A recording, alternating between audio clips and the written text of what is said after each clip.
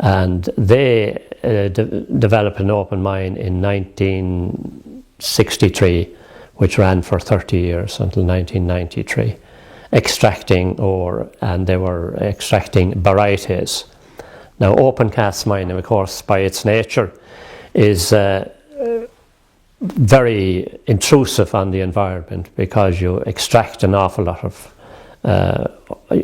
soil and material, which you discarding well over 90% of it. So consequently, at the end of a 30-year period, you're left with two distinctive things. One is the great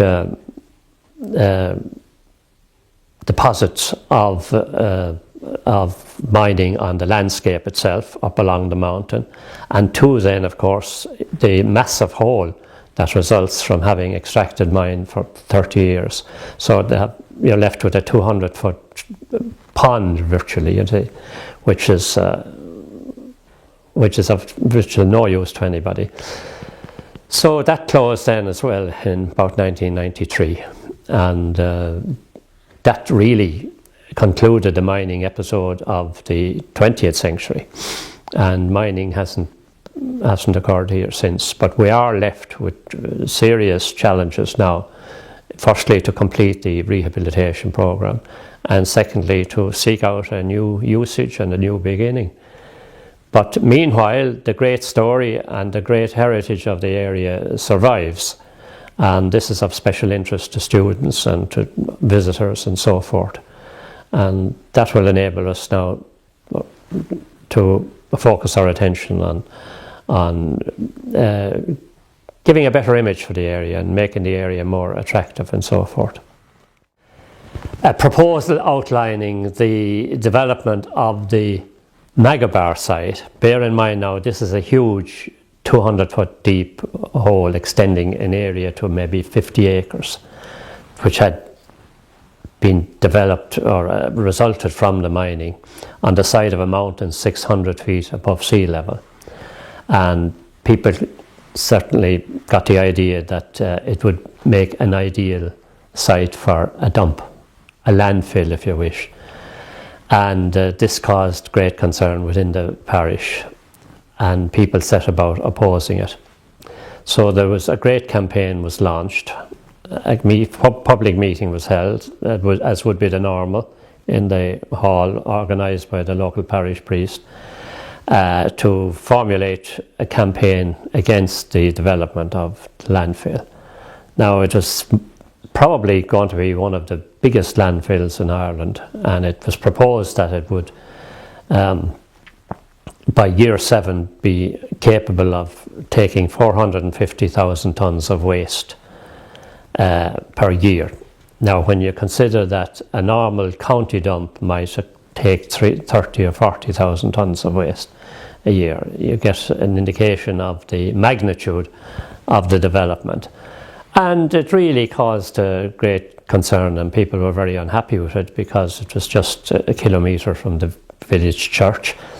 It seemed unnecessary. It seemed, certainly it was unwarranted from the locals' point of view, and most certainly it was unwelcome from the locals' point of view. But nevertheless, planning application was formulated, and of course, to develop a dump of that magnitude, or to develop any dump, you need two things. You need a license, number one, and you need planning permission for the structure. In Silvermines, there was a third dimension to it, to the planning application, in that you would also need a license to dewater or to empty this huge pond. And that was the first application sent in by the environmental company who were proposing the development. And North Tipperary County Council granted permission to dewater the site, and obviously this gave great comfort to the developers, and it also kept the notion of the landfill alive. But the campaign itself opposing it was very massive, really, and very widespread.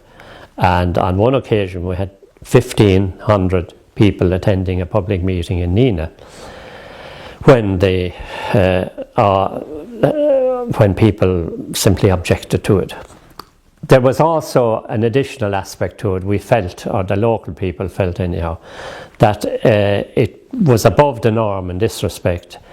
For centuries, the local people of Silvermines had accommodated miners and mining development, and some cases, as I've already outlined, extending to parting with their land and selling their land and so forth.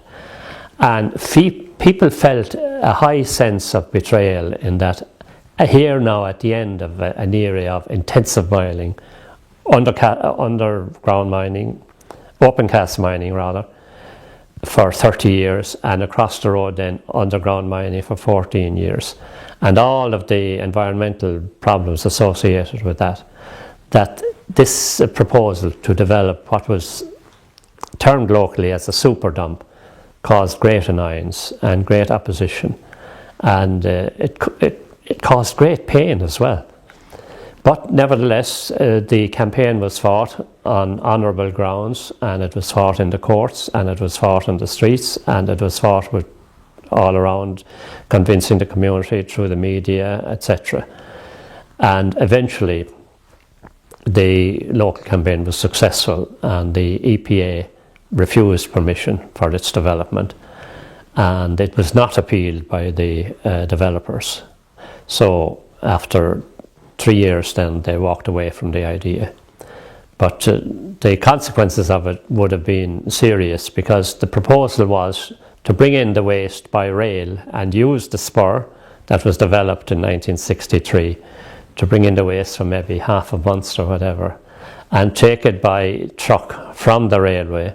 So it was the reverse of what had happened for 14 years, if you understand, in that you're bringing all this waste to the original sidings of the mine, bringing it across the road and up the mountain to deposit it, and it was a terrible contradiction and would have been a terrible injustice to the community and to the environment as well. So that didn't happen, and it was a great source of relief for the local community.